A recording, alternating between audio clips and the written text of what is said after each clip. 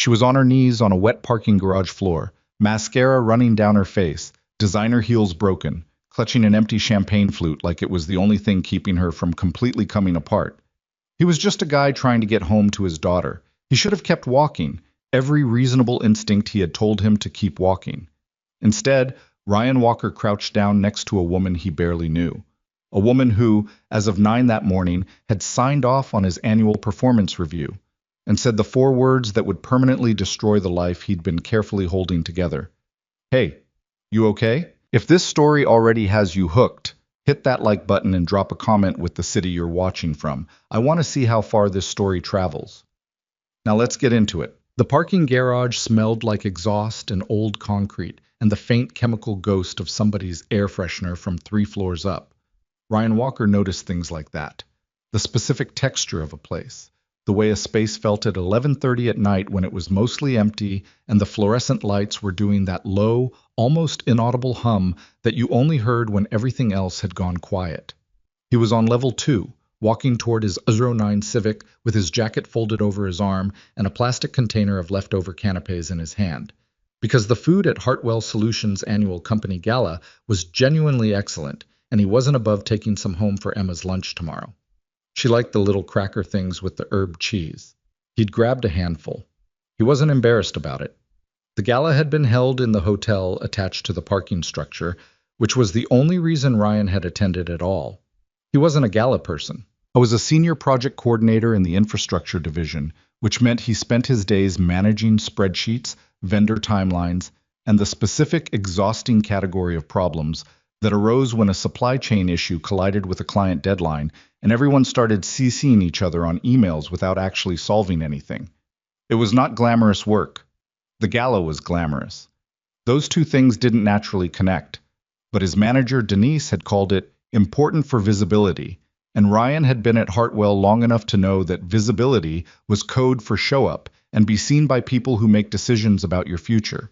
So he'd put on his good suit, the navy one he'd bought 3 years ago for his friend Marcus's wedding, and had since worn to every semi-formal occasion that required him to look like he hadn't just rolled in from a construction site. And he'd gone. He'd stayed 2 hours, ate well, made conversation with 3 people from the Portland office he'd collaborated with on the Millbridge project, avoided the open bar after one drink because he was driving and also because he'd learned, the hard way, that events like this had a shelf life for him. 2 hours was the point at which the noise started to feel like pressure, and the small talk started to feel like a second job. Past that threshold, he stopped being able to fake it convincingly. So at 11:15, he'd said his goodbyes, pocketed the leftovers, and headed for the elevator. He heard her before he saw her. It wasn't crying exactly. It was the sound people made when they'd been crying for a while and had moved past the sharp part into something flatter and more exhausted, short, ragged inhales, the kind that came with hiccups. He almost stopped walking right there. Almost. Then he came around the concrete pillar at the end of the row and saw her. Olivia Bennett was sitting on the floor of the parking garage between a black Mercedes and a concrete divider, her knees pulled up, her shoes, one of them visibly snapped at the heel, lying sideways beside her. Her dress was a deep burgundy that probably cost more than his monthly car payment. Her hair, which he'd seen earlier that evening, pinned up in some complicated arrangement that had clearly required professional help, had partially come down. One side hung loose around her face. The other side still held its shape, which made the whole picture oddly lopsided. In her left hand, she was holding a champagne flute, still with a small amount of liquid in the bottom. In her right hand, she was holding her phone, screen lit up, showing what appeared to be a text conversation. Even from a distance, Ryan could see that whatever was on that screen was not good news. He knew who she was. Of course he knew who she was. Olivia Bennett was the CEO of Hartwell Solutions. She'd taken over the company 3 years ago when she was 27, which had been enough of a story that it made the regional business section of 2 different publications. He'd seen her at all staff meetings, at the quarterly town halls broadcast on the company intranet, at the brief moment during tonight's gala when she'd given a short speech about growth and gratitude that had been competent and well delivered and told almost nothing about who she actually was. She looked very different from the woman who had given that speech. Ryan stood there for a moment, container of leftovers in hand, doing the mental calculation that most people did in situations like this. Is this my business? Should I pretend I didn't see this? Would she want me to pretend I didn't see this? The honest answer was probably yes. She would probably want him to pretend. She was his CEO. The power differential here was not subtle. If he walked over there, he was risking something. Her embarrassment, his own awkwardness, the weird professional residue that would cling to both of them afterward. He almost kept walking. Then she made that sound again, the flat, exhausted hiccup, and her phone slipped out of her hand and clattered on the concrete, and she didn't even move to pick it up, just stared at it. Ryan walked over. "Hey," he said, stopping about 6 feet away, not wanting to crowd her. "You okay?" She looked up. Her eyes were red-rimmed and her mascara had tracked down both cheeks in thin, dark lines. She looked at him with the specific expression of someone trying to remember how to arrange their face into something presentable and not quite getting there. "I'm fine," she said. Her voice was hoarse. "Okay," Ryan said. He didn't move. She looked at him again, slower this time, and he could tell she was trying to place him. The recognition moved across her face in stages. "I know you from somewhere. You work here, right? What's your name?" And then settled. "You're in infrastructure," she said. "The Millbridge team." "Ryan Walker," he said, "senior coordinator." "Right." She looked back at the phone on the ground. "I'm fine, Ryan Walker. You should go home." "I'm going to," he said. You're sitting on a parking garage floor." "I'm aware of that." "It's 40 degrees out here." She looked down at the thin fabric of her dress, as if noticing for the first time that it was not, in fact, cold weather appropriate. Something shifted in her expression, a kind of collapse behind the eyes that she was actively trying to prevent. "I just needed a minute," she said. "Sure," Ryan said. "How long have you been out here?" A pause. "I don't know." He put the leftovers down on the hood of a nearby car. Then he took his jacket, the good navy one from Marcus's wedding, and held it out to her. "You don't have to," she started. "It's 40 degrees," he said again. She looked at the jacket for a moment. Then she took it. Her name was in every quarterly report, every company-wide announcement, every email chain where she was CC'd at the top, like a signature. Olivia Bennett, CEO, Hartwell Solutions. Ryan had worked at the company for 6 years, and in that time, he had spoken directly to Olivia Bennett exactly twice. Once during a site visit to the Millbridge project when she'd asked him a pointed question about timeline variance, and once in a hallway when they'd both been reaching for the same elevator button and he'd said, "After you," and she'd nodded. He did not know her. He knew of her, which was a very different thing.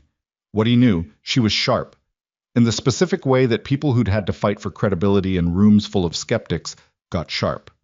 She had a reputation for asking the question everyone else in the room was too polite to ask. She'd grown the company's infrastructure division, his division, by 40% in 2 years, which had meant more projects, which had meant more work, which had mostly been a good thing.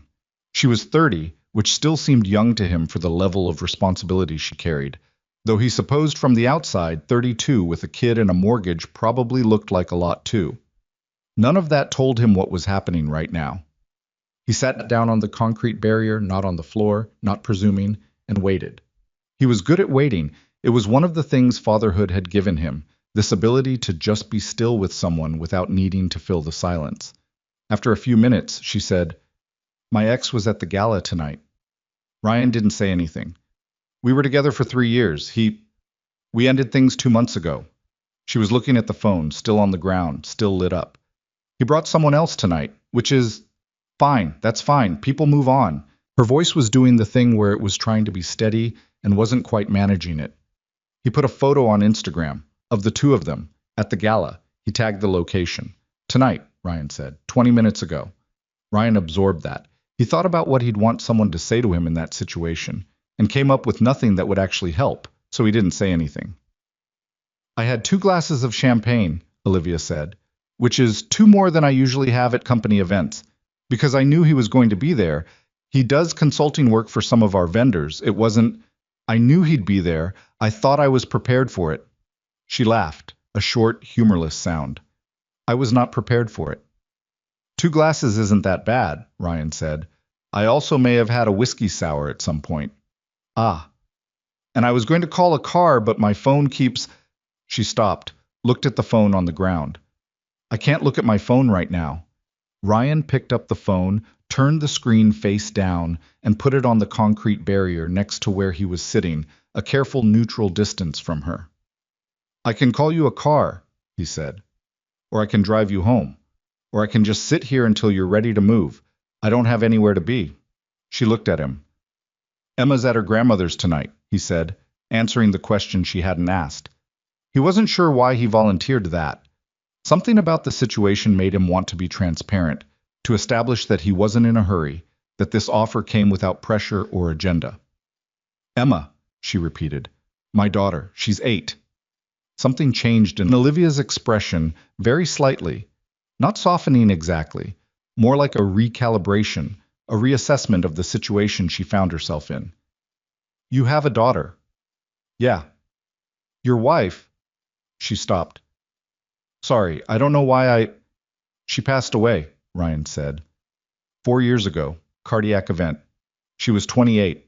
The word sorry was already forming on Olivia's mouth, and he appreciated that she held it back. People said sorry and then felt like they'd done something, when really it just made the other person manage their grief on behalf of whoever was apologizing. Olivia pressed her lips together instead and gave him a look that contained the sorry without requiring him to receive it. So you understand, she said, what it is to have things go the way they're not supposed to go. Yeah, he said. I do. She was quiet for a moment, then she said, I don't want to go home alone tonight. I know I'm not saying that the way it sounds. A pause.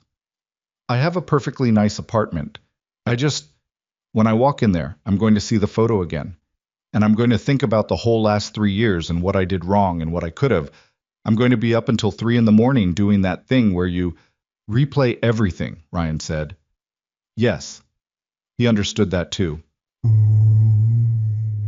He drove her to his house because it was closer than her apartment, and because she'd been at the whiskey sour stage of the evening, and he was not comfortable putting her in a ride, share alone, and he didn't know any of her friends' numbers, and calling her assistant at 11:45 at night felt like an overreach. These were the practical reasons he told himself. His house was a 3-bedroom colonial in Maplewood, the sort of house that had been built in the 70s with solid intentions, and had since accumulated the specific wear of a life actually lived in it. The kitchen had a tile backsplash that he'd been meaning to replace for 2 years. Emma's artwork covered the refrigerator in 3 overlapping layers. There was a small crack in the living room ceiling that he monitored with the sort of resigned vigilance you applied to things you didn't have the money to fix yet. It was objectively not the kind of place a CEO walked into. Olivia stood in his kitchen and looked around with an expression he couldn't entirely read. Not judgment, something more like this is genuinely different from my life. And then sat down at the kitchen table when he gestured to it. He made her water. Then he made coffee, mostly for something to do with his hands, and put a glass in front of her and sat across the table. You live here with Emma, she said. Yeah. The artwork on the refrigerator is hers? Most of it. The one in the top right is mine, actually. She told me it looked like a dead cat. I told her it was a horse. He paused. She was right. Olivia looked at the drawing, and the corner of her mouth moved. Not quite a smile, but an approximation of one. They talked. Not about anything important at first. He asked her about the speech she'd given at the Gala, and she said she hated giving speeches because they required her to pretend to be effortless. And she was not, in fact, effortless. She put in an enormous amount of work, and it annoyed her that the expectation was to make it look easy.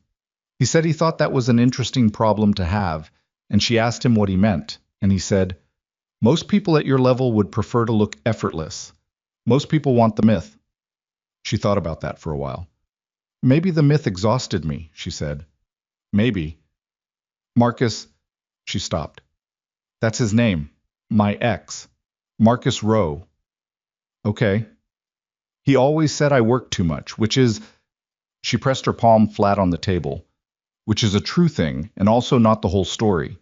I worked too much because I had to, because the company was in a difficult place when I took it over, and I was 27, and everyone in every boardroom was waiting for me to make a mistake. And if I had, it would have been, the narrative was already written. Young woman, not ready, tried and failed. I wasn't going to give them that narrative. Her jaw was set, and he could see under the smeared mascara and the loose hair the actual shape of her, the determined, grounded quality of someone who had been fighting for a long time. But Marcus didn't see it that way. He saw someone who chose the company over him, over and over, for 3 years. Was he wrong? She looked at him. A long look. No, she said finally. He wasn't wrong. Ryan nodded. I'm not an easy person, Olivia said. I know that about myself. I'm demanding and I'm impatient, and when I have a goal, I have trouble seeing the peripheral things, the people. She stopped. I see the company as a living thing that I'm responsible for. Every person who works there, their families, their mortgages, their... She shook her head. That's probably a CEO-brained way to think about it. It's also just a human way to think about it, Ryan said. She looked at him again with that recalibrating quality he'd noticed in the parking garage. Like she kept expecting him to say the things she anticipated, and he kept saying something else. You're not what I expected, she said. What did you expect? I don't know. I know who you are at work. You're the person who sends clear emails. The Millbridge project. You caught the variance issue 3 weeks before it would have become a client problem. Denise flagged it. He hadn't known that. That was mostly just, don't dismiss it, she said with a sharpness that wasn't unkind. I hate it when people dismiss competent work because they're embarrassed by a compliment. He stopped. Okay. Thank you. You're welcome. She wrapped both hands around the coffee mug. I'm sorry for this. For all of... She gestured vaguely at herself. At the kitchen. At the general situation. This is not how I operate. Everybody operates like this sometimes, Ryan said. I don't. I genuinely don't. She said it without pride, more like a statement of fact that she wasn't entirely comfortable with. I manage things. I am very good at managing things. And then I walked into that gala and saw Daniel with his hand on some woman's back at my company's event. Her voice cracked, just slightly, and she put her fist to her mouth for a second. And it wasn't even about him at that point. I don't miss him the way I should miss someone after 3 years. That's the terrible part. I miss the idea of it. I miss the version of my life where I had both, where I'd figured out how to have both. The kitchen was quiet. The refrigerator hummed. You can figure that out, Ryan said. You're 30. You've got time. You sound very certain about that. I'm not certain about much, he said honestly. But I know that being 30 and having things fall apart doesn't mean they stay that way. She studied him. How old were you when your wife died? 28. And 4 years later? 4 years later, I'm here, he said. Having coffee with my CEO in my kitchen at midnight. It's not what I planned either. She laughed. A real one this time, short and startled. It changed her face entirely. But he set her up in the guest room, the room that doubled as storage and was technically a disaster, boxes still stacked against one wall from a reorganization he'd started and abandoned 6 months ago. He moved 3 boxes off the bed, changed the sheets with the efficiency of someone who had learned to do things quickly, and dug a clean t-shirt and a pair of sweatpants out of the hall closet. Guest towels are on the shelf, he said, nodding toward the attached bathroom. There's ibuprofen in the medicine cabinet. Emma has roughly 40 different kinds of shampoo in there. I apologize in advance. Olivia stood in the doorway of the room with his navy jacket still over her arm and looked at him with an expression he couldn't entirely categorize. Ryan. Yeah. Why did you stop? He knew what she was asking. You were sitting on a cold floor holding an empty champagne glass, he said. That seemed like a situation. A lot of people would have kept walking. Yeah, he said. Probably. She was quiet for a moment. Thank you. I mean it. Get some sleep, he said. I'll make breakfast if Emma doesn't burn the kitchen down first. She's been on a cooking show phase. She's been trying to make omelets, he paused. Results are mixed. Olivia smiled again, that real one, the one that was still a little raw around the edges. Good night, Ryan Walker. Good night, he said. He pulled the door most of the way closed and stood in the hall for a second, not entirely sure what he'd just done or what tomorrow was going to look like. He was fairly sure it was going to be complicated. He was also fairly sure that he didn't regret it. He went to bed. Emma came home at 7:15 the next morning, still in her pajamas under her coat because his mother never remembered to make her change before the drive over, talking loudly about a dream she'd had involving a horse that could solve math problems. Ryan was already in the kitchen, making coffee, when he heard Emma's voice stop mid-sentence. He turned around. Emma was standing in the kitchen doorway, staring at Olivia Bennett, who was sitting at the kitchen table in his sweatpants and an old Hartwell Solutions t-shirt that she'd apparently found somewhere, holding a coffee mug with both hands, looking only marginally more composed than she had the night before. They looked at each other. "Hi," Emma said. "Hi," Olivia said. Emma turned to look at Ryan. The expression on her face was an entire 8-year-old risk assessment conducted in approximately 2 seconds. Then she turned back to Olivia. "Do you like omelets?" Emma said. "I've been practicing." Olivia glanced at Ryan. Ani made a small gesture that meant you don't have to. "I love omelets," Olivia said. Emma pulled out a chair with the absolute confidence of someone who had just decided how the morning was going to go. "Good. Sit there. Dad, you need to stop hovering by the counter." Ryan moved away from the counter. Emma tied on her apron, pink, embroidered with the words "Chef in Training," a birthday gift from his mother, and began pulling eggs from the refrigerator with the focused, slightly terrifying energy of a child who had recently watched 12 consecutive hours of competitive cooking programming. Ryan stood next to the kitchen table and quietly drank his coffee. Olivia looked up at him, and something passed across her face. Something complicated and soft and surprised, the way people looked when reality turned out to be different from what they'd been bracing for. "She's going to make us eat whatever that is," Ryan said quietly. "I know," Olivia said. "It might be fine. Last Tuesday, it was almost fine." "Almost. Almost," he confirmed. Emma cracked an egg directly onto the counter, looked at it, looked at them, and said with tremendous dignity, "That was on purpose. That's a technique." Ryan pressed his lips together. Olivia pressed hers together. They did not look at each other, because if they looked at each other, they were going to laugh, and Emma had opinions about being laughed at while cooking. The morning came through the kitchen window in long, low bars of late autumn light. Outside, the neighborhood was starting to move, a dog barking somewhere, the sound of a car backing out of a driveway, the distant, specific clatter of a garbage truck 2 streets over. Ryan watched his daughter attempt to fold a very imperfect omelet in a pan that was too hot, and thought about last night, the parking garage floor, the champagne flute, the way Olivia Bennett had looked sitting in the fluorescent light with her careful professional exterior completely in pieces. He thought about what she'd said. "I miss the version of my life where I'd figured out how to have both." He knew something about that. He knew quite a lot about that. He wasn't ready to think too hard about what any of this meant. He was pretty good, at this point, at not pushing on the doors he wasn't ready to open. But he noticed, in the way you notice things when you were trying hard not to, the way she'd laughed the night before. The fact that she was sitting at his kitchen table in his sweatpants, looking more like an actual human being than he'd ever seen her look in 6 years of working at the same company. The way Emma had just decided in her immediate 8-year-old logic that this woman was someone who belonged at the table. Emma put 2 extremely imperfect omelets on 2 plates and set them down on the table with the pride of someone presenting Michelin-starred work. "Eat it while it's hot," she instructed. "That's what they say on TV." Ryan sat down. Olivia picked up her fork. "Thank you, Emma," she said, and her voice was genuine, the kind of genuine that didn't perform itself. "This looks great." Emma beamed and climbed into the chair across from her. "I'm working on my flip technique," she said seriously. "It needs refinement." "Most things do," Olivia said.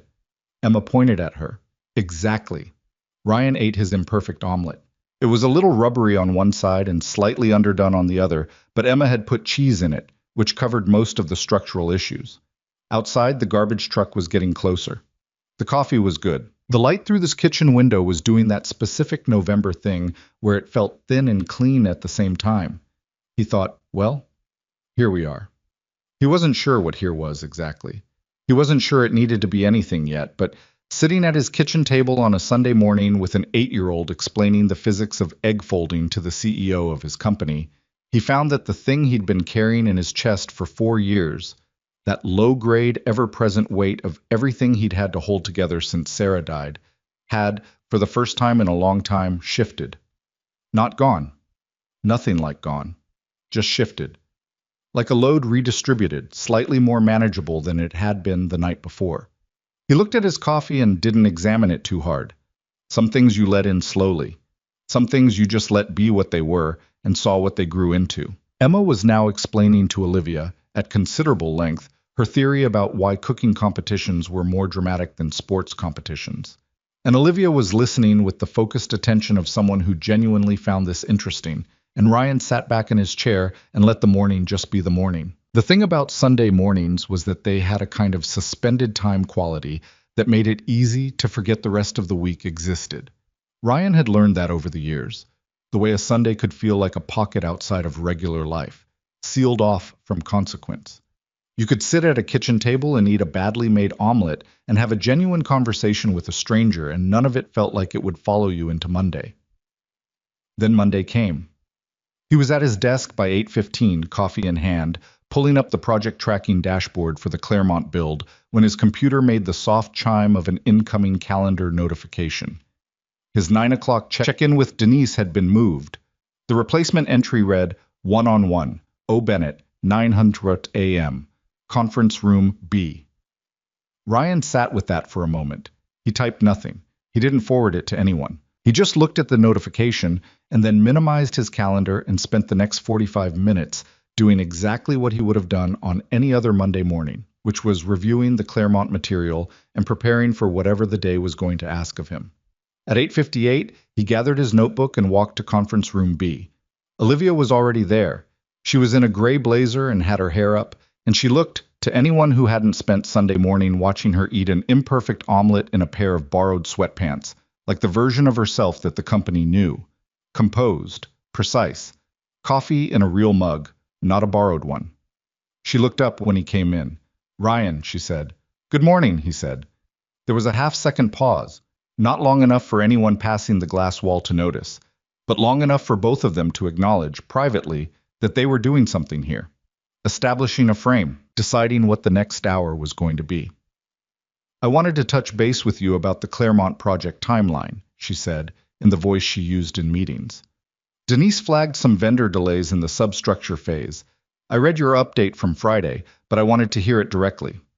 "Sure," Ryan said, and sat down, and opened his notebook, and was a professional about it.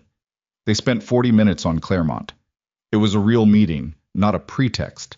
She knew the project well, asked specific questions, pushed back on his estimate for the rerouted materials timeline in a way that was technically correct and mildly annoying because she was right. He adjusted the numbers. She made notes.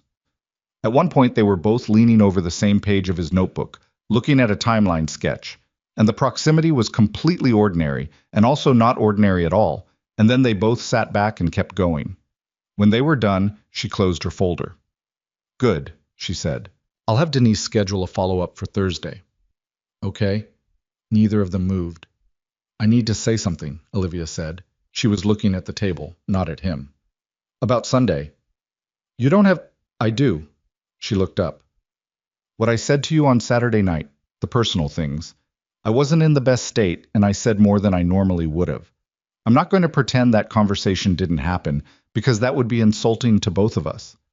But I also want to be clear that I don't expect anything from it, and I don't want you to feel like you're in a strange position because you helped me." Ryan considered that.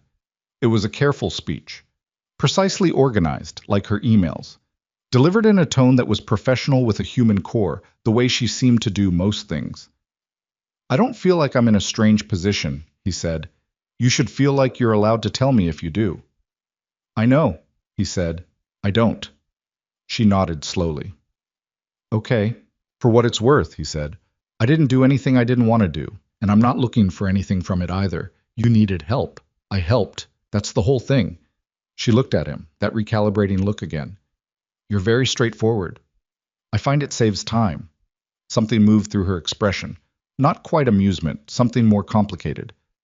"I'd like it if we could be not weird about this," she said. "I know that's not a very CEO thing to say." "It's a human thing to say," Ryan said. "Yes, well," she picked up her folder. "I'm apparently doing more of that lately." He almost smiled. "Emma's going to want a progress report on the omelet technique, by the way." Olivia stood up, and the corners of her mouth moved in a way she was clearly trying to prevent. "Tell her I've been practicing," she said, and walked out of the conference room. Not being weird about it turned out to be harder than either of them made it sound. The problem wasn't conflict or discomfort, it was the opposite. The problem was that Ryan found, after that Sunday morning, that he was paying a different quality of attention to Olivia Bennett. Not the vague professional awareness he'd had before. The way you were aware of your CEO in the same distant way you were aware of weather patterns. Something sharper, more present. He noticed when she walked through the infrastructure floor, which happened maybe twice a week. He noticed the specific way she talked to people, never condescending, rarely warm in an obvious way, but consistently listening in a way that a lot of executives didn't actually do. He noticed that she never arrived to a meeting late, which was notable at her level because a lot of people at her level treated lateness as a power statement. She didn't. He noticed these things, and he was fairly annoyed at himself for noticing them. 3 weeks after this gala, they ran into each other at the coffee station on the 4th floor at 7:40 in the morning. The building was barely awake. He was first, waiting for the machine to finish, and she came around the corner and stopped when she saw him. "Morning," she said. "Morning," he said. The machine finished. He stepped aside. She put her mug in and they stood at a reasonable professional distance while the coffee brewed, and he thought about saying nothing more, and he thought about saying something, and then the machine beeped and he said, "How'd the restructuring conversation go with the Portland board?" She looked at him, slightly surprised. "How do you know about that?" "Marcus from finance mentioned it in the Thursday briefing. He said it was, and I'm quoting, a whole thing." Her expression indicated that Marcus's characterization was accurate. "The Portland board has opinions about operational redundancy that are, let's say, philosophical rather than practical." She pulled her mug out. "It went the way those conversations always go. They talked for 2 hours. I spent 1 hour listening and 1 hour explaining why their solution would cost twice as much and deliver half the outcome. They'll agree with me in about 10 days. That's confident." "It's accurate," she said, without arrogance. "I've had that conversation 6 times in 3 years. The timeline is consistent." He picked up his own coffee. "Emma made another omelet attempt this weekend," he said. "She requests me to tell you she has achieved, and again I'm quoting, a more consistent fold." Olivia stopped walking toward the elevator. She turned back. "Are you serious? She made me take a photo of it. Do you want to see?" He hadn't expected to say that. It had just come out. I was already pulling out his phone before he had time to assess whether it was a good idea, and then he was showing her a slightly overexposed photo of Emma's omelet on the blue plate, folded with admittedly more precision than the previous attempt, with Emma's arm visible in the corner of the frame where she'd tried to position herself out of the shot and hadn't quite managed it. Olivia looked at the photo. Her face did that thing. The real thing, the one under the professional architecture. "Tell her that fold is genuinely better," she said. "She's going to want that in writing. I don't put things in writing for 8-year-olds. She's going to be disappointed." Olivia shook her head, but the corner of her mouth was doing the thing it did. She walked to the elevator and pressed the button. "She's going to be fine," she said. "Kids that confident are always fine." The elevator came.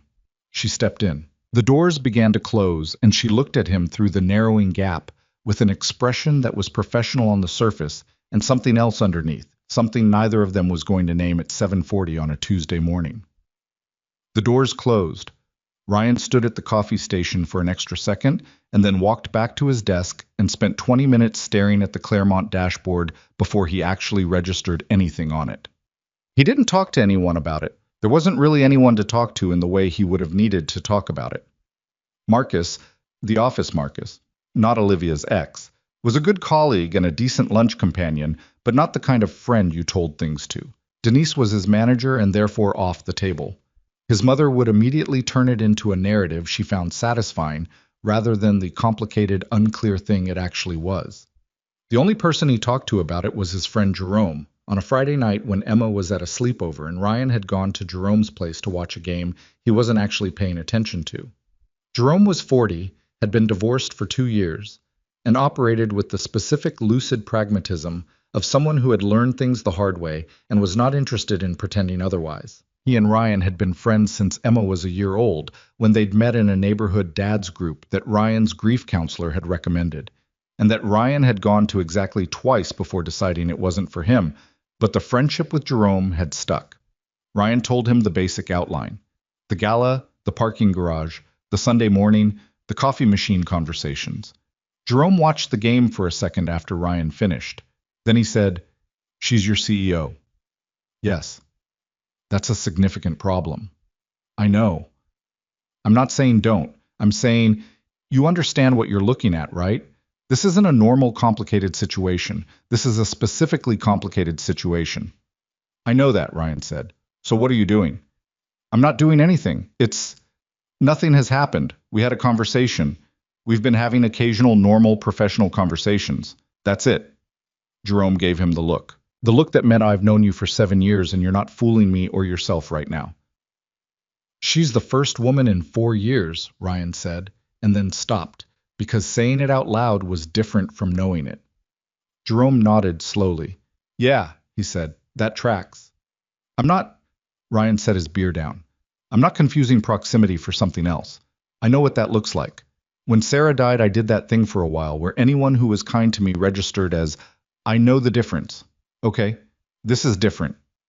Okay, Jerome said again, in the tone that meant I believe you, and I'm also not going to promise you that makes it simpler. They watched the game. The third quarter wound down.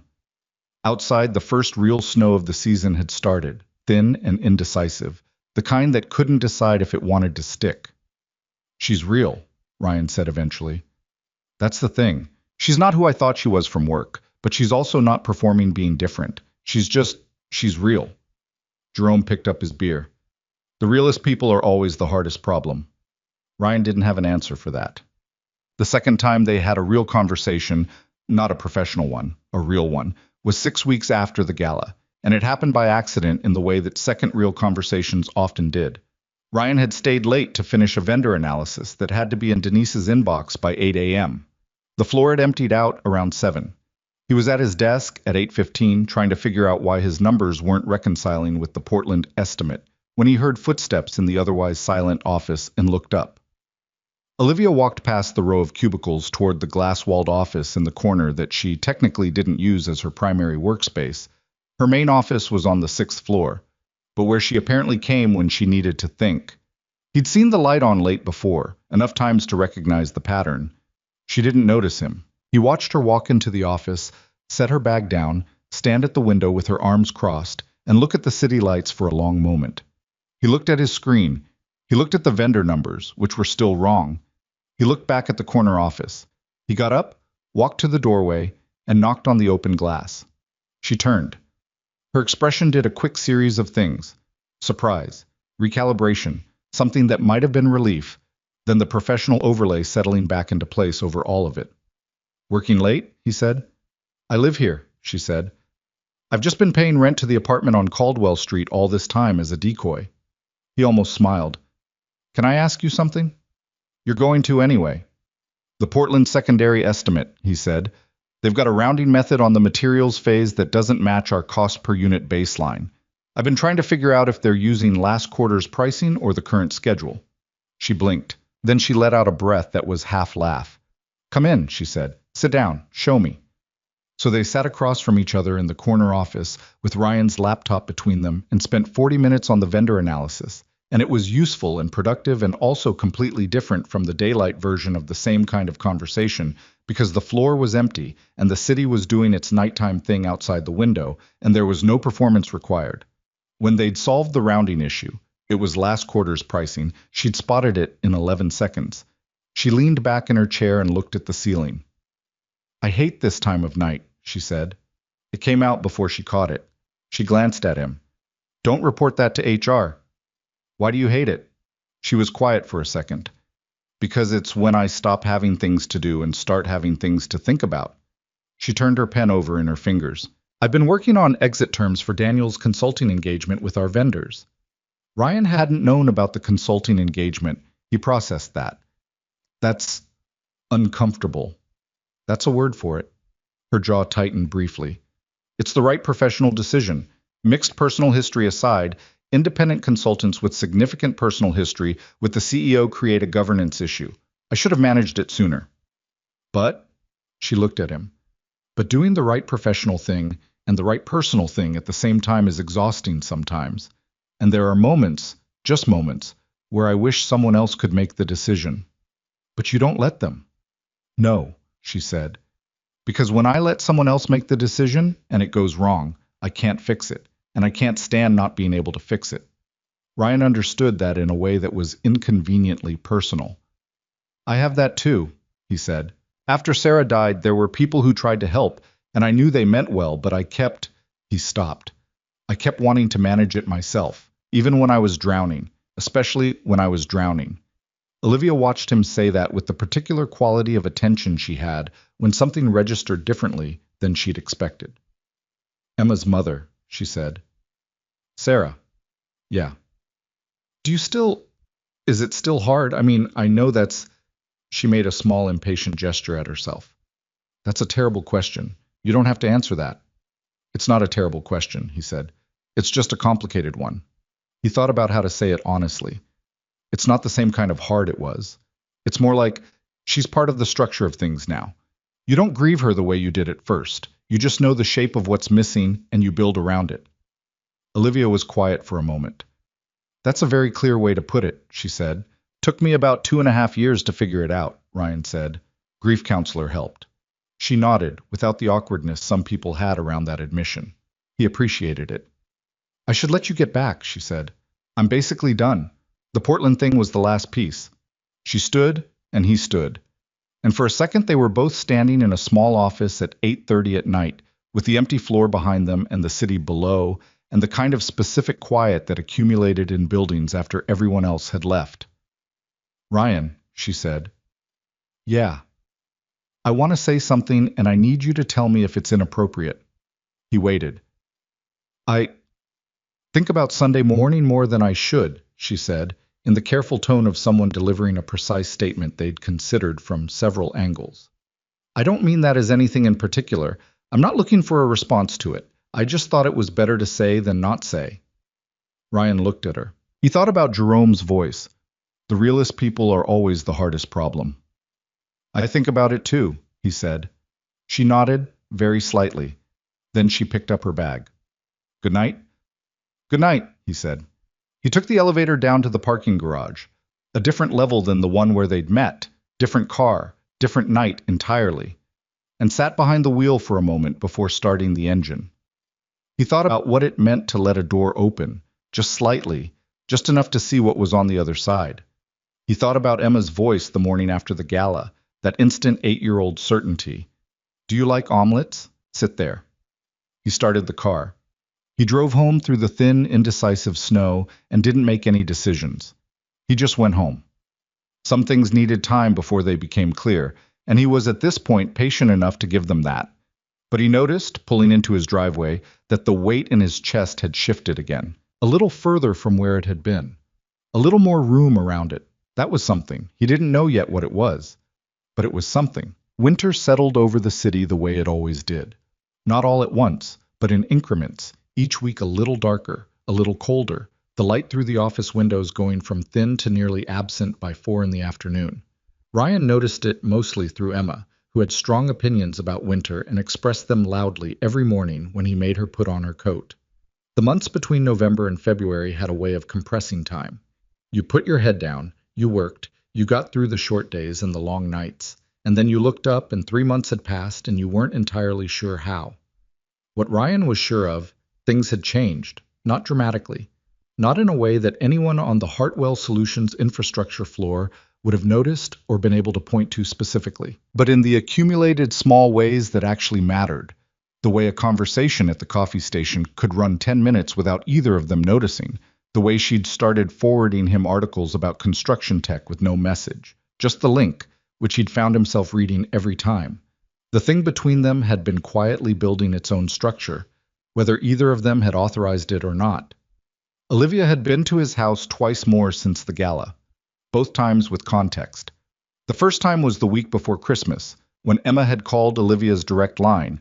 Ryan still had no idea how Emma had gotten that number, and Emma had declined to explain, to invite her to a holiday recital at the school.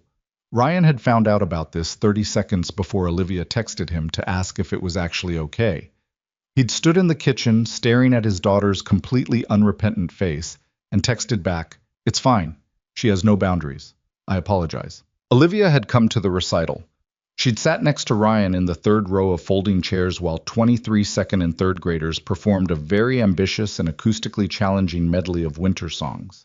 Emma played the triangle, which she'd been assigned instead of the drums she'd lobbied for, and she'd played it with the focused intensity of someone who had decided the triangle was going to be the most important instrument on that stage, possibly in that city. Afterward, Emma had found Olivia in the hallway crowd and grabbed her hand and dragged her over to meet her teacher, Mrs. Kowalski, introducing Olivia as my dad's friend from work, who's also kind of my cooking mentor. Mrs. Kowalski had looked at Ryan with an expression that contained a question he pretended not to see.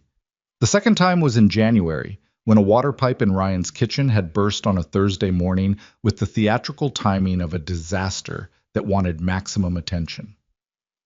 Emma was at school. Ryan was standing in 6 inches of water in his kitchen, calling the plumber when Olivia had called about the Claremont revisions, heard the very audible situation in the background, and said, with the efficiency of someone who solved problems for a living, "You need my contractor. His name is Pete Garfield. I'll text you his number.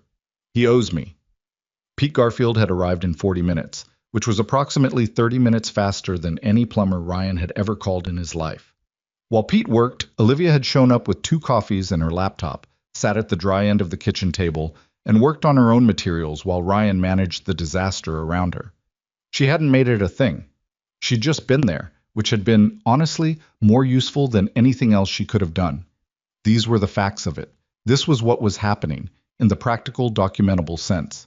The other thing, the undocumentable thing, was harder to describe and much harder to ignore. The problem announced itself on a Tuesday in February, in the form of a text from Denise marked urgent. HR flagged something. Nothing serious yet. Can you come up at 2? Ryan read the text twice. He was on site at Claremont, standing in a half-finished corridor watching the substructure team prep for the electrical phase. And he felt a specific kind of cold that had nothing to do with the February air moving through the unfinished building. I was in Denise's office at 2:15. Denise was 53, had been in middle management at Hartwell for 11 years, and operated with a careful practicality that Ryan respected. She closed the door, which she didn't usually do for check-ins. "This isn't a formal thing," she said. "Nobody filed anything. I want to be clear about that." "Okay," Ryan said. "But someone in the Portland office made a comment at the regional coordination meeting last week." She looked at him steadily. "About you and Olivia." The specific cold got more specific. "It wasn't an accusation," Denise said. "More of a remark. About the Claremont meetings. About the fact that she's been in your project conversations more than is typical for her level. Someone made a joke."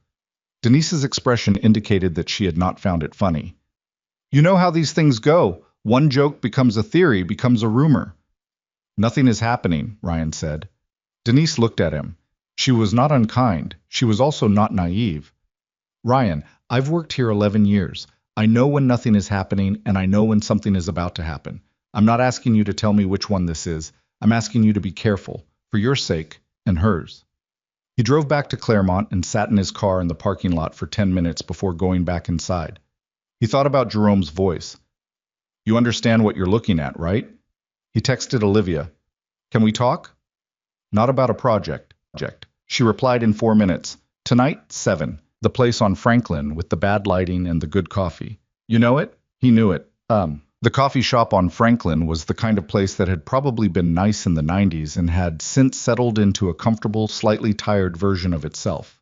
Mismatched chairs, a chalkboard menu with things spelled wrong, lighting that was dim enough to feel private without being dim enough to be atmospheric. Ryan got there first and took the table in the back corner. Olivia arrived 7 minutes later, still in her work blazer, having clearly come straight from the office. She sat down, looked at him, and said, without preface, "Denise talked to you." "Yes." "She talked to me too." Olivia wrapped her hands around the coffee menu without looking at it. "This morning," Ryan absorbed that. "What did she say to you?" "Essentially the same thing she said to you, I'd imagine, with an additional observation about perception management at the executive level." Olivia's jaw tightened, which is a polite way of saying that a CEO being seen in intensive project conversations with someone she met personally at a company gala creates a certain kind of narrative. "Does it matter?" He said it carefully. not as a challenge. It matters to the company, she said, and the company matters to me. That's not a deflection, it's true. I know. She was quiet for a moment. The coffee shop had the low-level ambient noise of other people's conversations, close enough to create privacy rather than intrude on it. I've been thinking about this since November, she said, before Denise said anything. I've been thinking about it every time we... She stopped, pressed her fingers flat on the table. I don't do things carelessly, Ryan. That's not who I am. And I look at this situation and I see something that I want, and I see several significant reasons why wanting it is complicated, and I'm trying to work through that in a way that doesn't damage either of us. What do you want? He said. She looked at him. Not hypothetically, he said. What do you actually want? A long pause, the kind that meant she was choosing precision over speed. I want to know what this is, she said, without the professional ceiling on it, without always having to calculate what a conversation means in the context of the org chart. She looked at the table. I haven't let myself want anything that wasn't about the company in a long time. I don't entirely know what it feels like anymore. Ryan thought about what to say and decided that the direct route was the only route that wasn't going to cost them something. I feel the same way, he said, for what it's worth. I'm not saying that to make this easier. I'm saying it because it's been about 6 years since I felt this way about anything, and I think you should know that, whatever you decide. Olivia looked at him for a long moment. Something moved across her face that she didn't manage to contain entirely. Something unguarded and real. The same quality he'd seen in his kitchen at midnight when Emma had put 2 imperfect omelets on the table and Olivia had looked at him like the room was slightly different from what she'd expected. 6 years is a long time, she said. Yeah. You're sure it's not... She stopped. I'm not fishing for something. I'm genuinely asking. You've been alone for 4 years. I'm the first person who... I know the difference, he said. I've had this conversation with myself about 20 times, believe me. It's not proximity. It's not gratitude or familiarity or any of the other things it could easily be. He paused. It's you. The specific, actual you. Who sent Pete Garfield over in 40 minutes and then sat in my flooded kitchen and worked like it was nothing. She laughed, short and genuine, the startled one. That's what did it for you? The plumber? Among other things. She was quiet for a moment, the laugh fading into something more complicated. I'm your CEO, Ryan. I know. That's not a small thing. I know that too. If this goes wrong, if anything about this becomes, it doesn't just affect us. It affects how people see your work, your record. The Claremont project and everything after it gets filtered through this story, and that's not fair to you. You've earned what you've built here. He looked at her. I appreciate that you're thinking about that. I'm always thinking about that. She said it with a slight edge that wasn't directed at him, more at the architecture of the situation. I've been running scenarios in my head for 2 months. What we do, what we don't do, what happens either way. She looked at the table again. There's one option I keep coming back to. Tell me. She looked up. I've been considering a structural reorganization of the infrastructure division reporting lines. There are legitimate operational reasons for it. The current structure has Denise's team reporting 2 levels above where they functionally operate, and consolidating under the operations VP makes more sense from an efficiency standpoint. She said it evenly, in the tone she used when presenting something she'd prepared. Under that structure, you would no longer report to any chain that reaches me. Ryan went still. It's not a demotion, she said quickly. Your role, your compensation, your project load, nothing changes. The Claremont work stays with you. In some ways, it's actually better for the team because the VP level has more direct resource authority than... Olivia. She stopped. You'd do that, he said. Actually do that. For this. It's the right operational move anyway, she said. But yes, also for this. She held his gaze. I'm not willing to build something on a foundation that has a crack in it.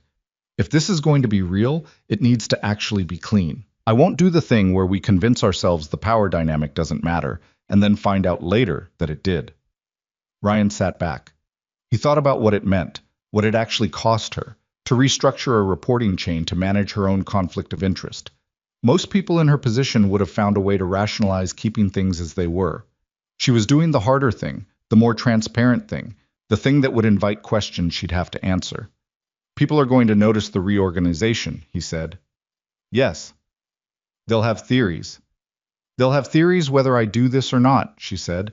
At least this way the actual situation is clean, and any theories are just theories. He looked at her. The coffee shop was doing its ambient thing around them, indifferent to the conversation happening in the back corner.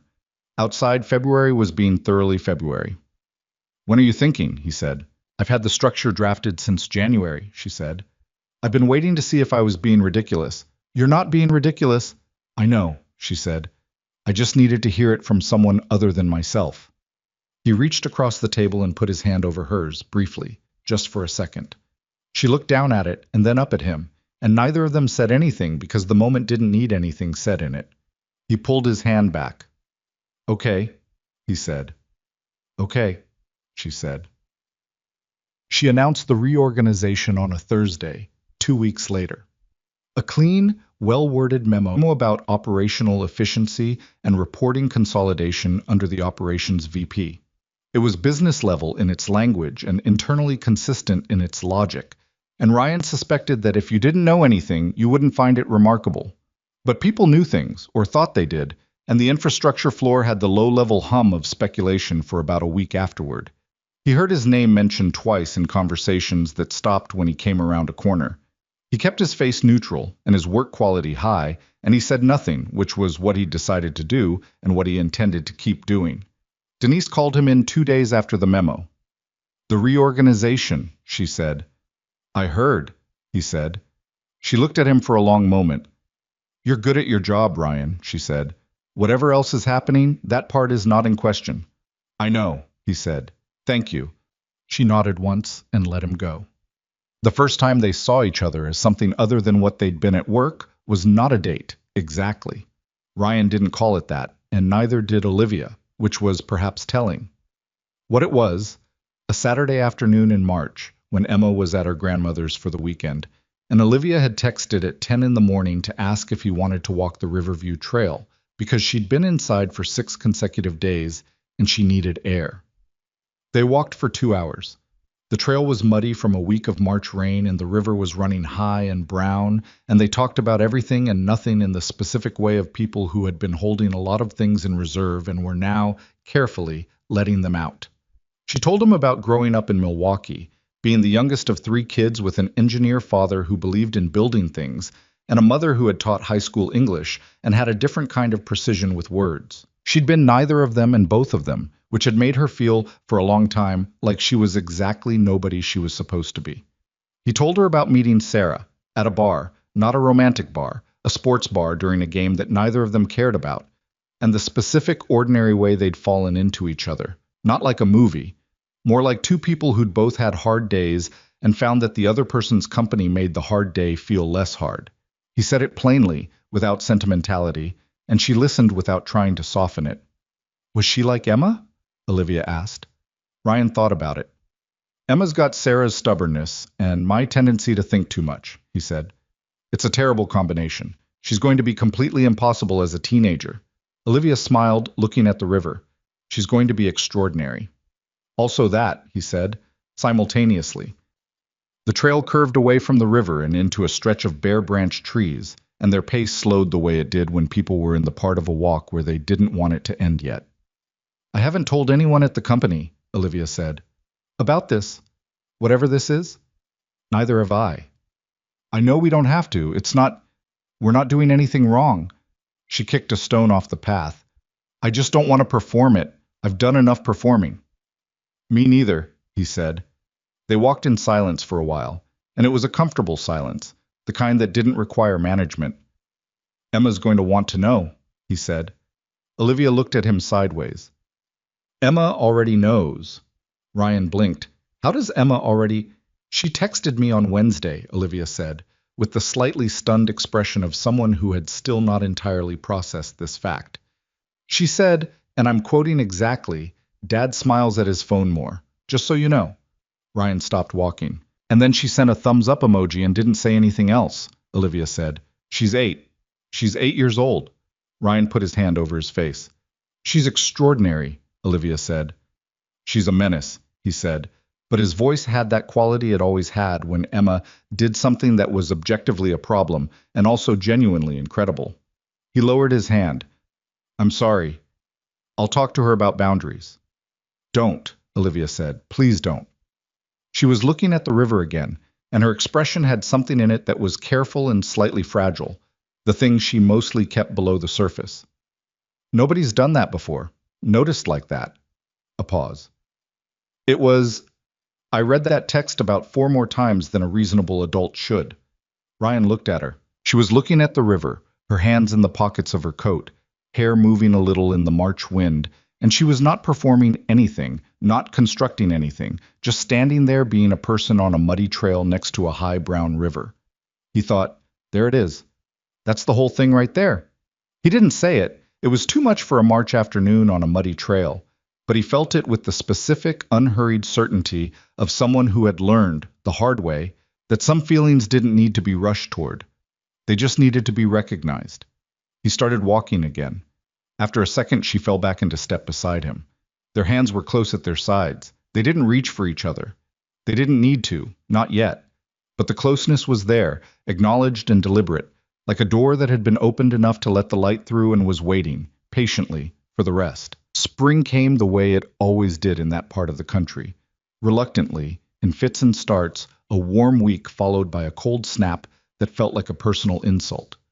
By April, the trees were doing their thing, and the Claremont project had hit the phase where everything that could go wrong was going wrong in the specific, manageable way that Ryan had learned to expect and plan for. He was good at the manageable kind of disaster. He'd had practice. What he was less practiced at was this. Olivia Bennett sitting across from him at his kitchen table on a Sunday evening, helping Emma with a book report on a novel about a dog that Emma had not actually finished reading, the two of them constructing a plausible summary from the back cover copy, and what Emma described as the general vibe of the first 3 chapters. This is not how you do a book report, Ryan said from the counter, where he was making pasta. This is absolutely how you do a book report, Emma said, without looking up. She's not wrong, Olivia said, also without looking up. I did this exact thing in 4th grade with a book about the Oregon Trail. Got a B+. You're a CEO, Ryan said. I was 9, Olivia said. Different standards. Emma pointed at Olivia with her pencil. She gets it. Ryan turned back to the pasta and said nothing, because there was nothing to say to a united front of that particular composition. This was the thing that had crept up on him, not the relationship itself, which he'd had time to think about and prepare for in his way, but the specific texture of it. The way Olivia moved through his house now, with the ease of someone who knew where the extra paper towels were, and which cabinet had the good mugs, and that Emma's bedtime was theoretically 8:30 and practically 9:15 if you let her negotiate. The way Emma had simply absorbed Olivia into the structure of their household with the pragmatic efficiency of a child who had identified something good and decided to keep it. It had taken Ryan longer than Emma. That was probably right. He was the one with more to lose and more to protect, and he'd been careful in a way that had sometimes frustrated him, this measured quality he had where he wouldn't let himself run towards something until he was sure the ground was solid. But the ground had been getting more solid, week by week, and somewhere between the Riverview Trail in March and this Sunday evening in April, with the pasta and the book report, he'd noticed that he'd stopped calculating and started just living in it. That was new. That was genuinely new. What was also new and harder, the conversation he'd been circling for 2 months. He hadn't talked to Emma about Sarah, not in the context of Olivia. Emma had been 4 when Sarah died, and she had the specific layered relationship with her mother's memory that children who lose a parent young developed. She knew the photographs, the stories, the shape of someone she could feel more than remember. She talked about Sarah in the matter-of-fact way kids talked about things that had always been true, as part of the fixed landscape of their lives, rather than a wound in it. Ryan had been careful about that, careful to keep Sarah present without making Emma feel like she had to grieve on a schedule or perform any particular feeling. But he hadn't talked to Emma about what it meant that Olivia was here now. He told himself Emma was too young, that kids adapted, that making it a formal conversation would create weight where there didn't need to be any. Mostly, though, he'd been avoiding it because he wasn't sure he knew what to say. It came up the way those conversations always did, sideways, without warning, when he wasn't prepared. It was a Thursday evening in late April. Emma had been quiet at dinner in the specific, contemplative way that meant something was working through her. Ryan knew that quiet. He waited. After dinner, while he was washing dishes, Emma sat on the kitchen counter the way she'd been doing since she was small enough to fit comfortably, and she said, "Is Olivia going to live here?" Ryan turned off the water. "That's a big question." "I know." Emma was looking at her feet. "I'm just asking." He dried his hands. He turned around and leaned against the counter opposite her, because this was a conversation that needed him to be present and not doing something else at the same time. "Why are you asking?" Emma shrugged, which meant she had a specific reason and was deciding whether to tell it. "Chloe's parents got divorced and now she has a stepmother," she said. "And Chloe says it's weird, but I don't think Olivia's weird." "She's not weird," Ryan agreed. "I like when she's here." Emma still wasn't looking at him. "It feels different, good different." A pause. "Is that okay?" Ryan felt something tighten in his chest. Not painfully, the other kind. "Yeah, Em, that's okay." "Because of Mom?" There it was. He crossed the kitchen and sat next to her on the counter. The counter was solid old oak and had held both of them before, and Emma automatically leaned into his arm the way she'd done since she was small. "What about Mom?" he said. "I don't know." Emma's voice was smaller than usual. "I don't want to forget her." "You're not going to forget her. But if Olivia's here, listen to me." He kept his voice steady. "Loving someone new doesn't push someone else out. It doesn't work that way. Your mom is in you. She's in the way you argue about everything, which is 100% her, by the way, and in the way you're good at knowing when people need something before they ask. That doesn't go anywhere. That's just who you are." Emma was quiet. "And Olivia being in our lives," he said, "doesn't change what your mom means. It just means our house has more people in it who care about you. That's not a loss, Emma. That's the opposite." Emma leaned harder into his arm. "Do you love her?" He didn't rush the answer. "I think so," he said. "Yeah, I think I do." Emma processed that with the serious expression she used for things she was genuinely thinking through. Then she said, "She's bad at relaxing." Ryan blinked. "What?" "When she's here, she always has her phone out. Like she can't just sit. It's a thing she does." Emma looked up at him. "You should tell her it's okay to just sit." Ryan looked at his daughter. I thought about all the conversations he'd had with himself about how to handle this, all the careful ground he'd been trying to cover, and how Emma had arrived at the thing that mattered most by a completely direct route that had bypassed all of his preparation. "I'll tell her," he said. Emma nodded, satisfied.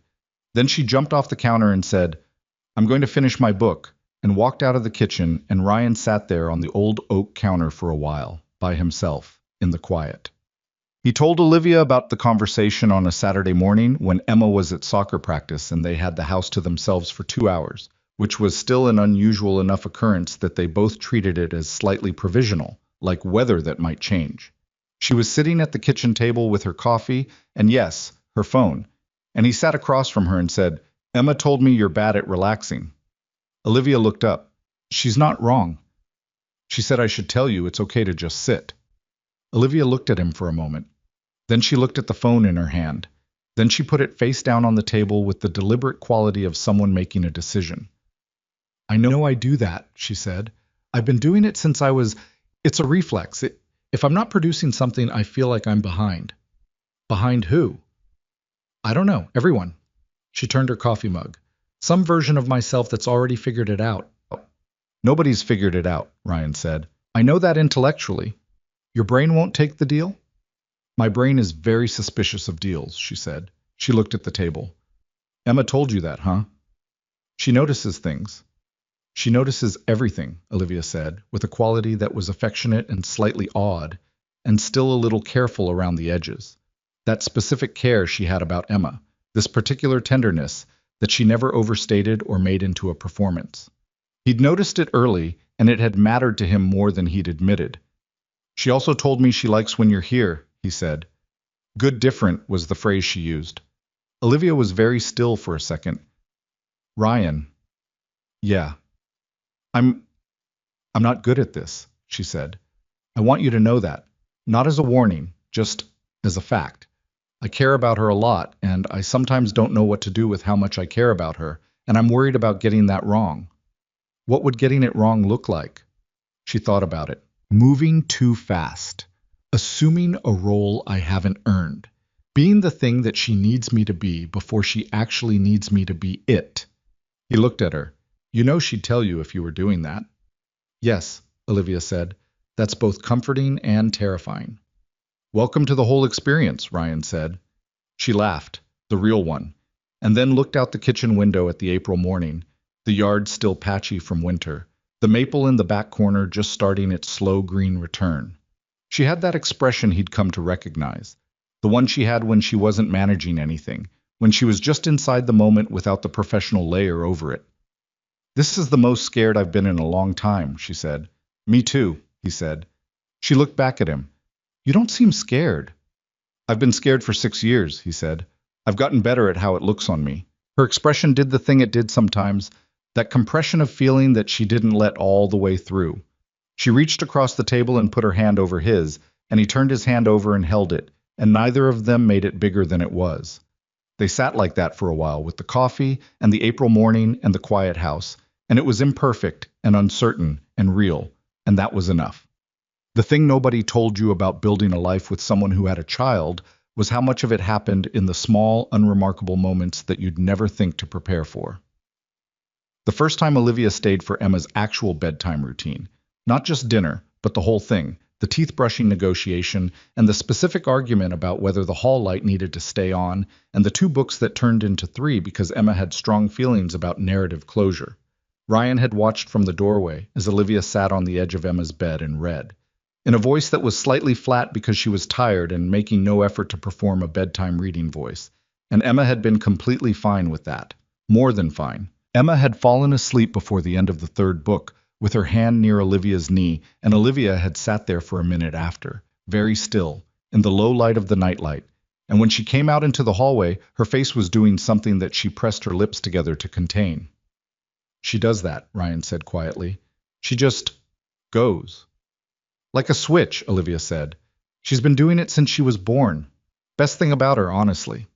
Olivia leaned against the hallway wall and looked at the partially open door to Emma's room. I never wanted kids, she said. I mean, I never thought about it seriously. It felt like a different category of life, not mine. Ryan was quiet. This is different, she said. She's different. She stopped.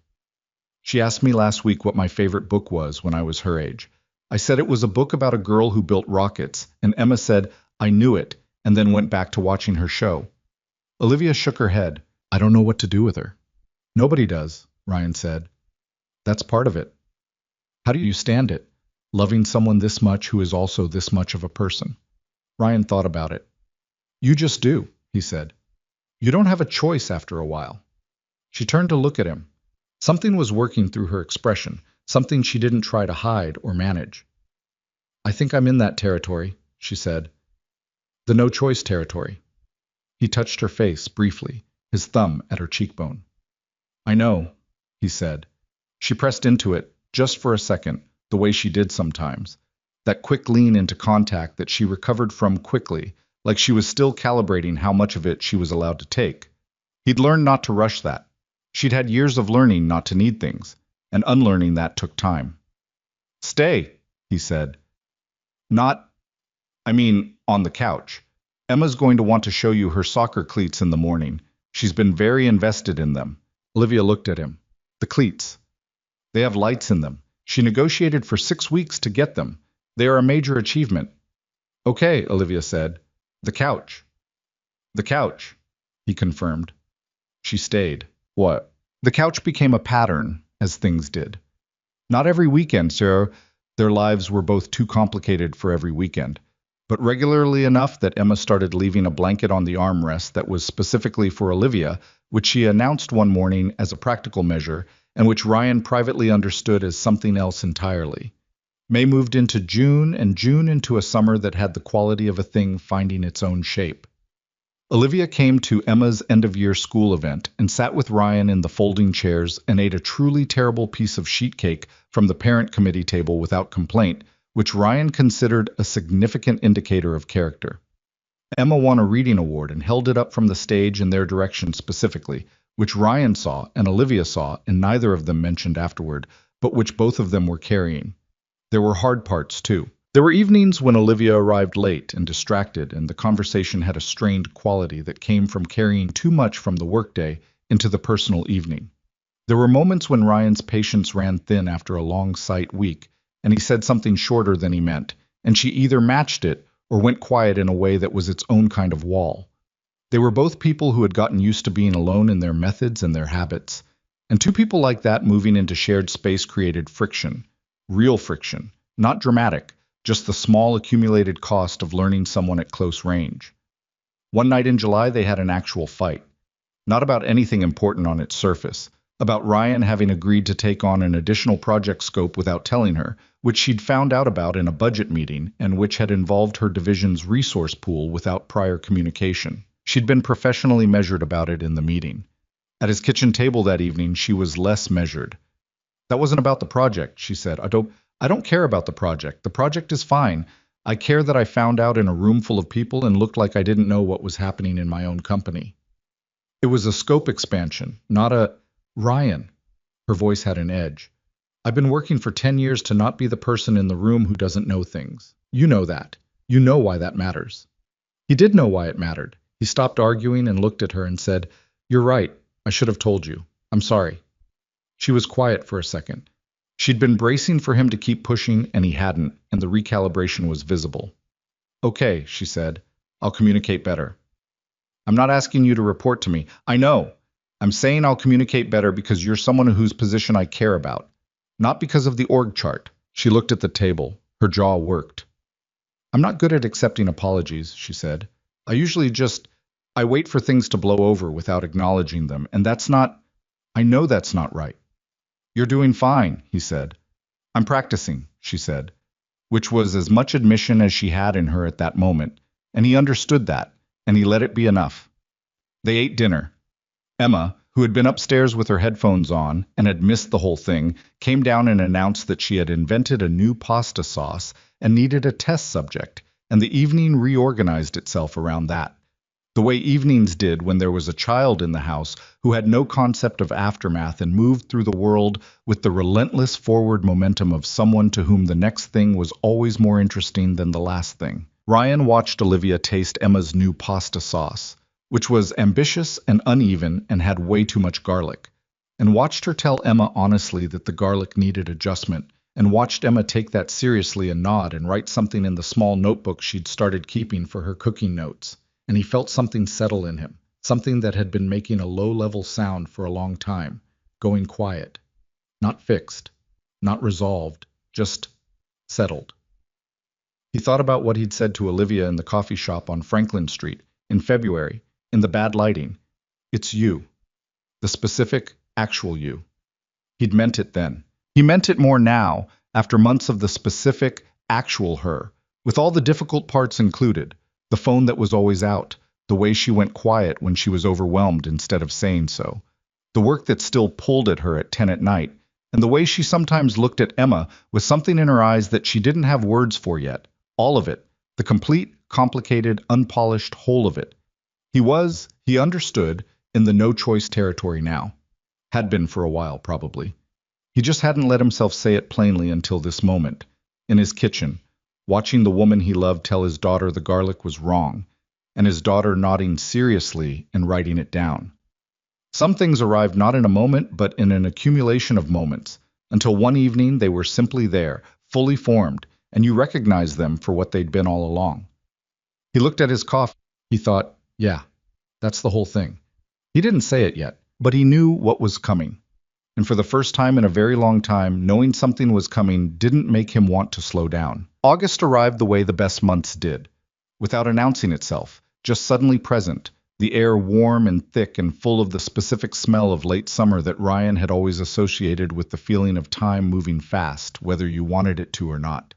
Emma turned 9 in August. She had opinions about her birthday party that were, as with most things Emma had opinions about, detailed and non-negotiable. She wanted a cooking theme. She wanted Olivia there. She stated both of these requirements in the same breath, with the same weight, as though they were equally obvious, which Ryan supposed from her perspective they were. He was in the backyard stringing lights, Emma had also specified lights. When Olivia arrived early to help set up and found him at the top of a ladder doing something inadvisable with an extension cord. "That looks like a fire hazard," she said, looking up at him. "It's fine." "You said that about the kitchen pipe." "The kitchen pipe was fine eventually." She held the base of the ladder without being asked, which was one of the things she'd gotten better at, the practical kinds of care that didn't require announcement. She'd been getting better at a lot of things. So had he. That was what months of actual closeness did. It sanded down the places where two people's habits scraped against each other, not smoothly, not without friction, but enough. He climbed down. She was still holding the cord, looking at his work with the evaluative expression she used on project plans. "It's crooked," she said. "Emma won't notice." "Emma will absolutely notice." She was right. He went back up the ladder. They spent the hour before the guests arrived fixing the lights, inflating balloons that Emma had insisted on and then disappeared from, and arguing mildly about whether the food station was in the right location relative to the shade, which turned out to be a real consideration once 12 nine-year-olds arrived and the afternoon sun hit the frosting on the cake. It was not a perfect party. The cake leaned. One of Emma's friends cried about losing a relay race and had to be managed for 15 minutes. Emma herself got into a disagreement with her best friend Priya about the correct way to fold a dumpling. They were making dumplings, because Emma, that escalated briefly before Ryan intervened. Olivia, who had been handling the dumpling station with the focused competence of someone who had prepared, demonstrated the fold a third time with the patient precision she usually reserved for board presentations, and both Emma and Priya watched and then attempted it and then argued about whose was better, which was at least a more productive argument. Ryan watched Olivia across the yard, flower on her blazer. She'd changed into a blazer because it was a party, and she didn't entirely know how to dress casually for children's events yet, which he found genuinely endearing, explaining dumpling geometry to 4 extremely serious 9-year-olds, and he felt something that had no name precise enough to contain it, just warmth, the specific, solid kind. His mother found him standing there. Carol Walker was 64 and had the particular sharpness of a woman who had raised 2 kids largely on her own after Ryan's father left and had therefore developed the ability to read a room faster than most people could register. They were in one. She stood next to Ryan and looked at Olivia for a moment. "She's good with them," Carol said. "She surprised herself," Ryan said. His mother was quiet for a moment. "She makes you look different." He looked at her. "Different how?" "Less braced," Carol said. "You've been braced since Sarah, like you were waiting for the next thing to go wrong." She picked up a paper cup from the table. "You don't look braced right now." Ryan looked back at the dumpling station, at Olivia laughing at something Emma had just said, actually laughing, the startled real one, and at Emma looking extremely pleased with herself for whatever she'd said to cause it. "No," he said, "I'm not." His mother squeezed his arm once and went to refill her lemonade, and Ryan stood there in the August afternoon and let the moment be exactly what it was. After the party, after the guests had gone home, and Emma had crashed into sleep the way she always did after high-stimulation days, fully, immediately, like a phone at 0%, Ryan and Olivia cleaned up the backyard together. It was 9 o'clock, and the lights he'd hung were doing their job now that the sun was down, and the yard had that post-party quality of a place that had held something good and still carried the echo of it. They worked without talking much, which was its own kind of comfort. He bagged the plates, she folded the tables. They operated around each other in the easy way of 2 people who had learned the other's rhythms.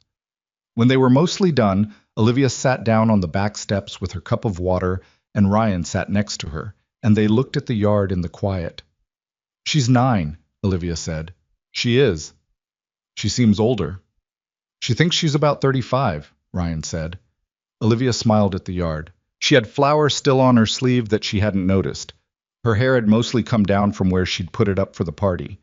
She looked nothing like the person in the burgundy dress in the parking garage, and also exactly like her.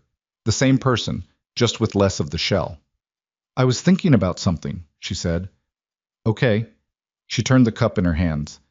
"I was thinking about the night we met, in the parking garage, and I keep coming back to something." She paused. "You could have kept walking. You almost did."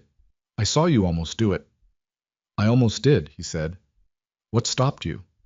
He thought about it honestly. The champagne flute, he said. You were holding it like it was the only thing keeping you upright, that detail.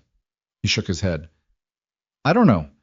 It just seemed like something a person shouldn't have to do alone. Olivia was quiet for a moment. I've thought about that a lot. The randomness of it. If the gala had been at a different hotel. If you'd left 20 minutes earlier. She looked at her hands. I used to think that was a frightening thought. How close we came to just not. Used to? Now I think it's the opposite of frightening, she said. Now I think it's the most human thing, actually. That everything can turn on something that small. A champagne flute, a person who almost kept walking. He looked at her. What are you thinking about? She turned to look at him, and her expression was something he hadn't seen before. Not nervous, she wasn't a nervous person, but something adjacent to it, deliberate and slightly raw and very much her. I'm thinking that I don't want to keep treating this like something that could still be taken away, she said. I've been doing that. I know I've been doing that. Holding it slightly at arm's length so that I don't, she stopped. So that you're not standing on a parking garage floor again, he said. She looked at him. Yes, I've been doing the same thing, he said. She looked startled. You have? You think I know how to do this? He turned to face her more fully. Olivia, I buried my wife when Emma was 4, and I spent 2 years barely keeping it together and 2 more years being functional, and then I met you in a parking garage and everything I'd organized into place started rearranging itself without my permission. He paused. I've been terrified this whole time. She stared at him. You're very calm for someone who's been terrified. I told you, I've gotten better at how it looks on me. She let out a breath that was partly a laugh. Then she looked at the yard again, and the lights, and the flower on her sleeve, and was quiet for a long moment. I love you, she said. Simply, without architecture around it, no careful framing or qualifier, just the sentence. Ryan felt it land in him the way true things landed. Not dramatically, not like a wave, more like a key in a lock, the rightness of it. I love you too, he said. I have for a while. How long? He thought about it. The kitchen pipe, he said. Pete Garfield. You sat in my flooded kitchen and just worked like it was normal. She laughed for real.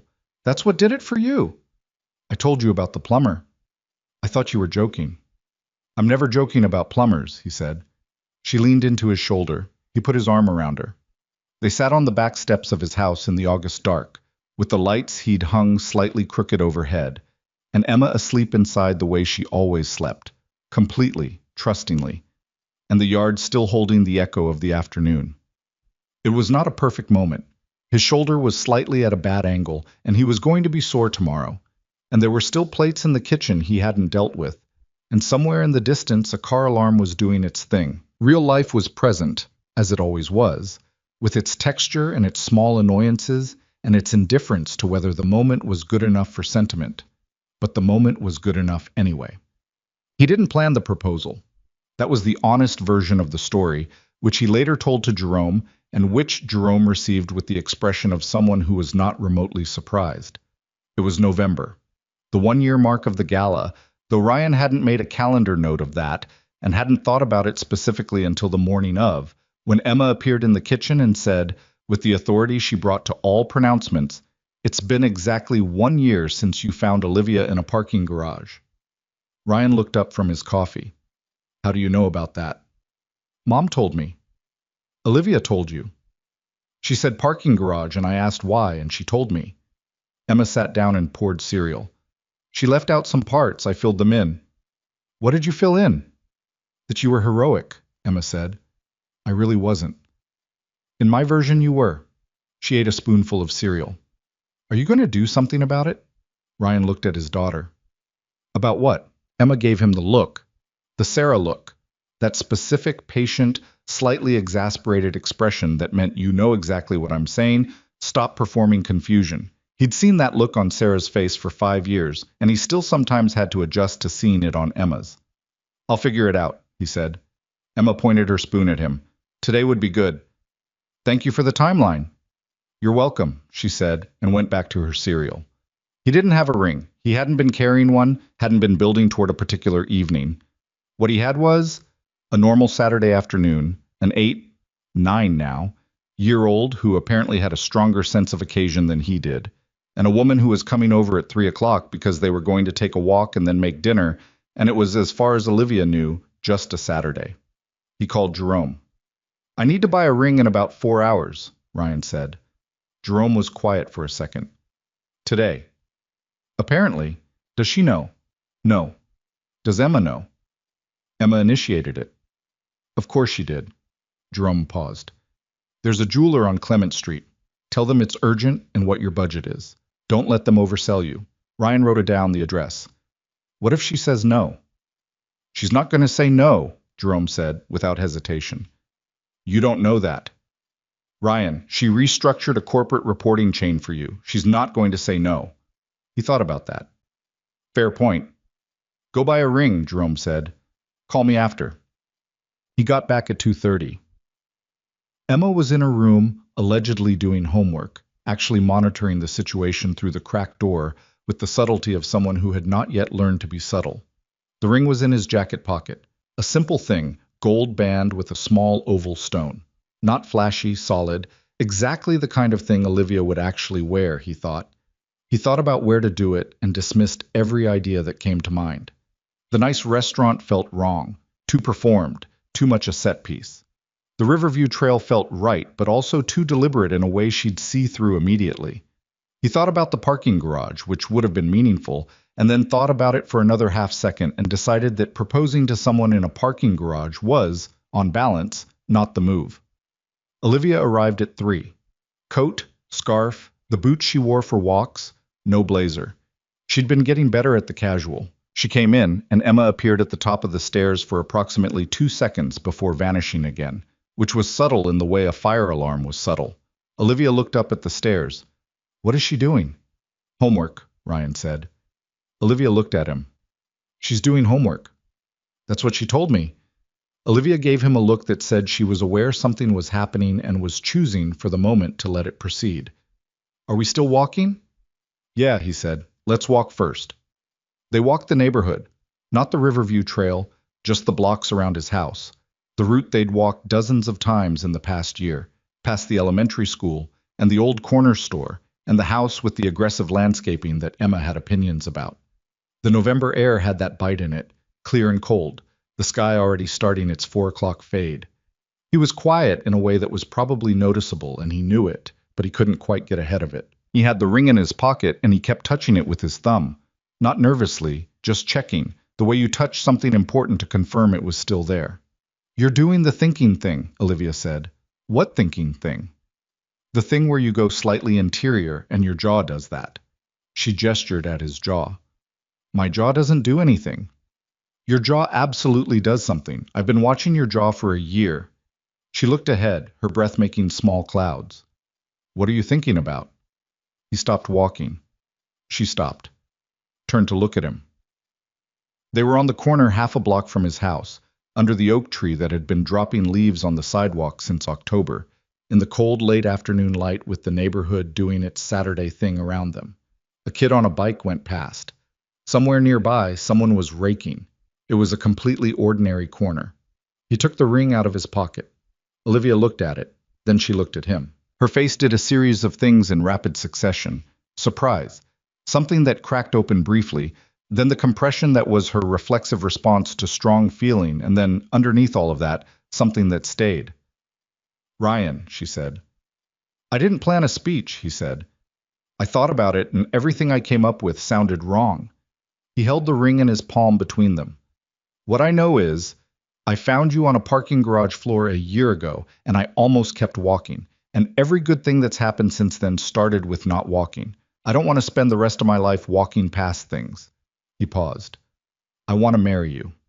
Not because it's next or because it makes sense on paper, because you're the specific, actual you, and you sat in my flooded kitchen, and you learned where the good mugs are, and you let Emma teach you how to fold omelets, and you restructured a corporate org chart when you didn't have to, and you still have flour on your jacket from last August. He stopped. That jacket, actually. She looked down at her jacket sleeve. In the cold, clear light, you could still see faintly the ghost of August's flower. She hadn't noticed it. Her face did the thing again. That crack, wider this time. I love you, he said. All of it. Marry me. She looked at the ring. She looked at him. Yes, she said. No pause. No deliberation. Just the word, clean and complete. He put the ring on her finger and she looked at it for a moment, and then she pulled him in and held on, and he held back, and they stood on the ordinary corner under the October bare oak tree while a kid on a bike went past again, possibly the same one, possibly a different one, and the November afternoon did what it was going to do regardless.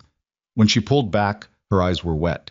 She pressed the back of her hand to her face and said, with the slightly defensive tone she used when she was feeling more than she'd budgeted for, I'm not crying. I know, he said. I don't cry at... I'm not a person who... I know, he said again. She pressed her lips together, looked at the ring, looked at him. You said flower on my jacket. You've had it since August. It's basically structural at this point. She laughed, that startled real one, and pressed her face briefly against his shoulder, and he held her there on the corner with the cold air and the raking sounds, and the everything, ordinary, and the everything not of it. Then she pulled back and said, Emma knows. Emma told me today was a good day to do it. Olivia stared at him. She what? She said today would be good. She's 9. She's 35, he said. We've established this. Olivia shook her head, laughing again, and they walked back to the house in the fading November light, her hand in his, neither of them saying much because there wasn't much that needed saying at that particular moment. Emma was sitting at the bottom of the stairs when they came through the door. She had her hands folded in her lap, and the expression of someone who had been waiting with great patience and found patience extremely difficult. She looked at Olivia's hand. Then she looked at Ryan. Then she got up off the stairs and walked to Olivia and hugged her. A real one, both arms, the kind Emma reserved for things she actually meant. And Olivia made a small sound and hugged her back, one hand on the back of Emma's head, and Ryan stood by the front door and looked at the two of them and felt something complete itself. Emma pulled back and looked up at Olivia very seriously. You're going to live here, she said.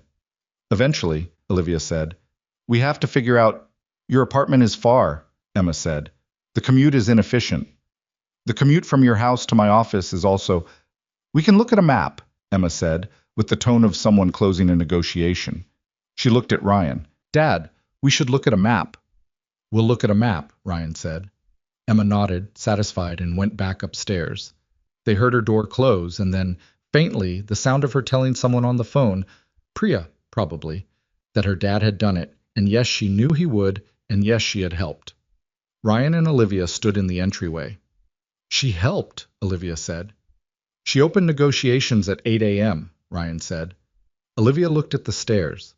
Her expression had that quality it always had around Emma, the things she didn't have words for yet, the specific tenderness of someone who hadn't expected to need this and had needed it anyway.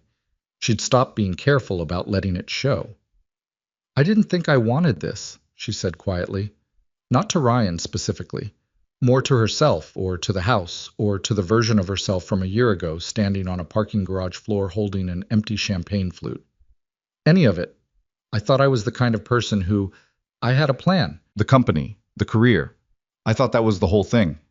Was it a bad plan? No, she said. It was just an incomplete one. She looked at the ring on her hand. The company is still important to me. I want you to know that. I'm not going to become a different person. I don't want a different person, he said. I'm still going to work too much sometimes. I know. And be bad at relaxing. Emma will manage that. She almost smiled. And there are going to be times when the wall goes up, when I go quiet instead of saying what's wrong.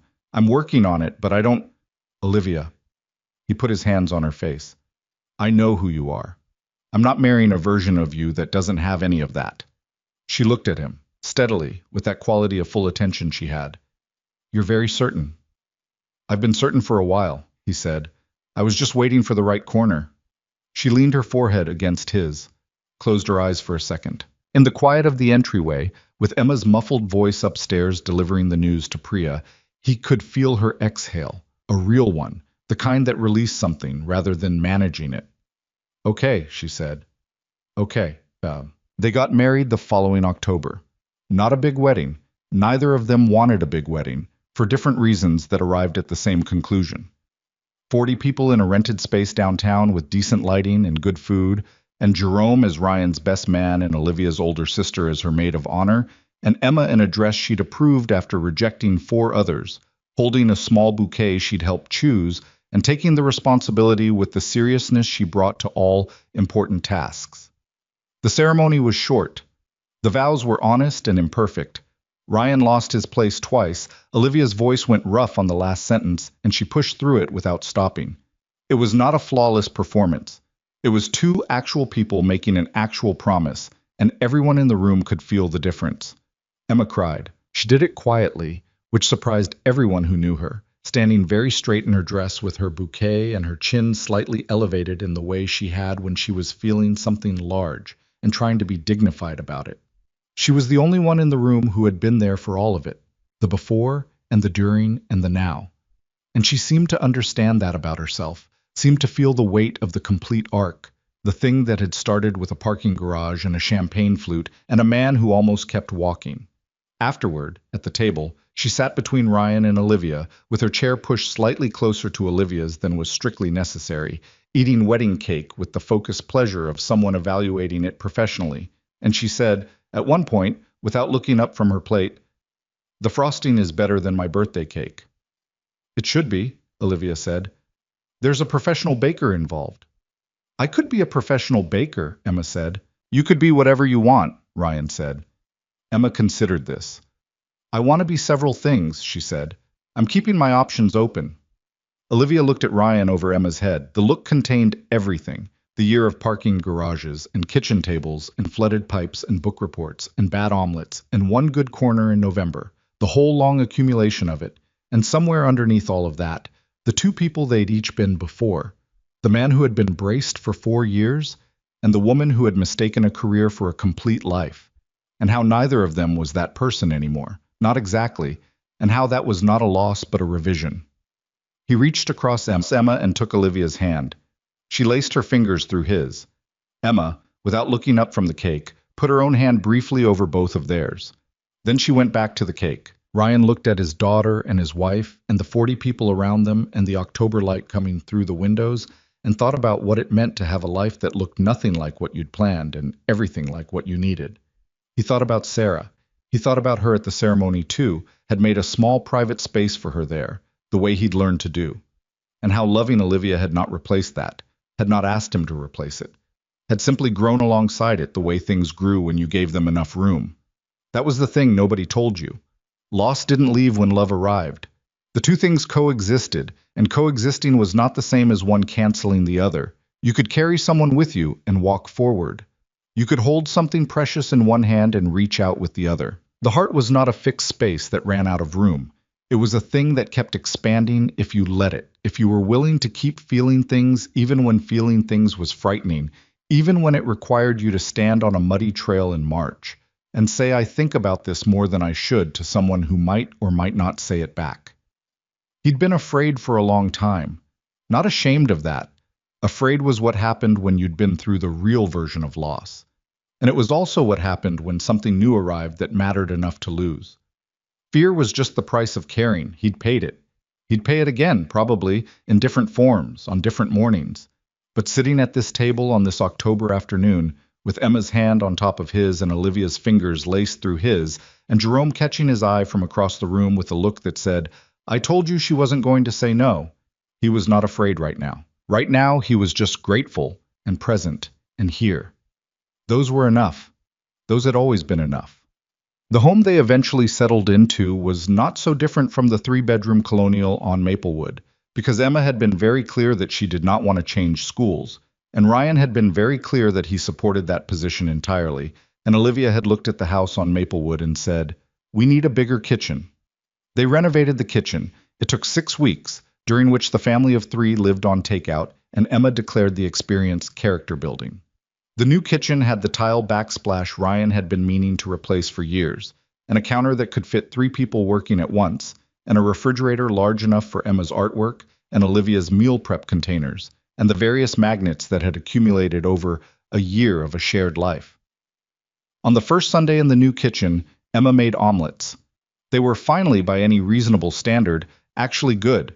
The fold clean, the cheese properly melted, the eggs not overcooked on either side. She put them on 3 plates and set them on the table with the satisfaction of someone whose long project had arrived at its conclusion.